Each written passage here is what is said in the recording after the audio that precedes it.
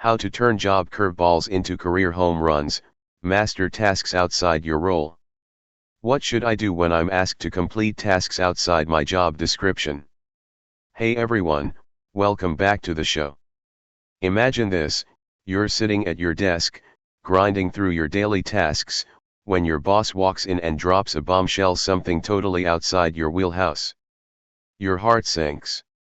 Your mind races. Do you push back? Do you roll with it? Or do you just sit there, frozen, wondering how you got here? If that sounds familiar, you're not alone. Today, we're diving deep into a question that hits home for millions of us: what should I do when I'm asked to complete tasks outside my job description? This isn't just about workplace drama, it's about unlocking your potential, taking control of your career, and turning chaos into opportunity. Stick around, because by the end of this, you'll have a playbook to handle this like a pro, whether you're in the USA or anywhere else in the world. Let's start with a story. Picture Sarah, a 32-year-old marketing coordinator from Chicago. She's great at crafting campaigns, analyzing data, and boosting brand visibility, classic marketing stuff. One day, her manager calls her into a meeting and says, "Sarah, we need you to handle the company's new HR software implementation." HR software? She's not a tech expert. She's not in human resources. Her job description doesn't even mention IT. But here's the kicker, the company's short-staffed, and they trust her to figure it out. Sarah's first instinct? Panic. She's thinking, this isn't my job. I didn't sign up for this. But instead of shutting down, she takes a deep breath and decides to see it as a challenge. Fast forward 6 months, Sarah not only nails the software rollout, but she also lands a promotion to project manager with a 20% pay bump. How'd she do it? That's what we're breaking down today. First things first, when you're hit with a task outside your role, don't react, respond. There's a difference. Reacting is emotional, yelling "no way," or quietly resenting it. Responding is strategic. Ask yourself, why me? Are they testing your flexibility? Do they see potential you haven't tapped yet? In Sarah's case, her boss picked her because she'd shown problem-solving skills in her marketing work. So, step 1 is to figure out the why behind the ask. It's not always about dumping work on you, sometimes it's a vote of confidence. Next, assess the opportunity. Yeah, it's extra work, but what's the upside? Could this teach you a high-value skill like project management, software development, or business analytics, stuff that pays big in today's market? According to a 2024 LinkedIn report, professionals with cross-functional skills earn 15 to 25% more than their single-track peers. That's real money on the table.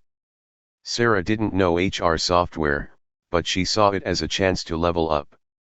She researched online, took a quick Udemy course, and leaned on her team.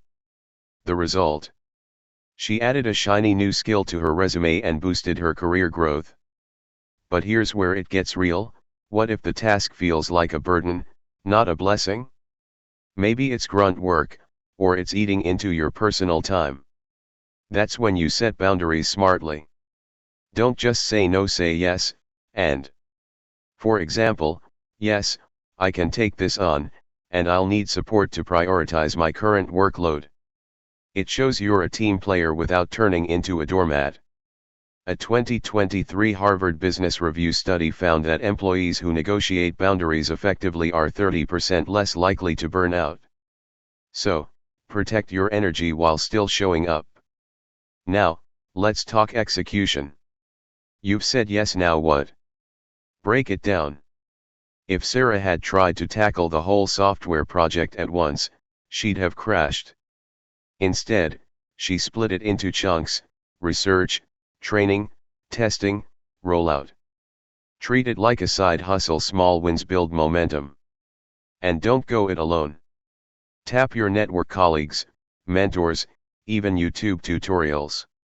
The average American worker spends 2 to 3 hours a week upskilling, per a 2025 Gallup poll. Use that time to crush it? Here's the inspiring part: every time you step outside your comfort zone, you're rewriting your story. Think of the legend Steve Jobs didn't just stick to hardware, he mastered design and storytelling. Oprah wasn't just a talk show host, she built an empire by embracing new challenges. You don't have to be a billionaire to apply this. That random task? It could be your ticket to a bigger stage. Sarah's now eyeing a C-suite role because she said yes when it mattered. But let's flip it: what if you can't do it? Maybe it's too far outside your skill set, or the timing's off. That's okay. Decline with grace. Say, I'd love to help, but I don't have the bandwidth to do this justice right now. Can we find another solution? It's honest, it's professional, and it keeps your reputation intact. The key is confidence. Own your limits as much as you own your strengths. So, what's the takeaway? When you're asked to step outside your job description, see it as a crossroads. One path keeps you safe but stagnant. The other? It's messy, it's scary, but it could change everything. Whether you're chasing a high-paying career, financial freedom, or just a better story to tell, these moments are where growth happens. Sarah didn't just survive, she thrived. And you can too. Before we wrap up, let's tackle the top 5 FAQs people ask about this, because I know you've got questions. FAQ 1: should I always say yes to extra tasks? No, not always. Weigh the pros and cons. Does it align with your goals, or is it just busy work? Prioritize what moves the needle for you. FAQ 2: what if I fail at the new task? Failure's not the end, it's feedback. Learn from it, adjust, and keep going. Most bosses value effort over perfection. FAQ 3: how do I ask for help without looking weak? Frame it as collaboration, not desperation.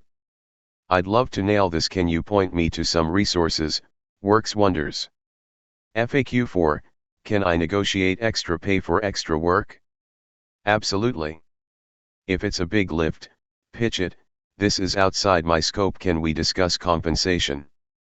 Data backs this. Glassdoor says 60% of people who ask get something. FAQ 5: what if my boss keeps piling on? Time to talk. Highlight your wins, then reset expectations. I've crushed these projects, let's align on my core priorities moving forward.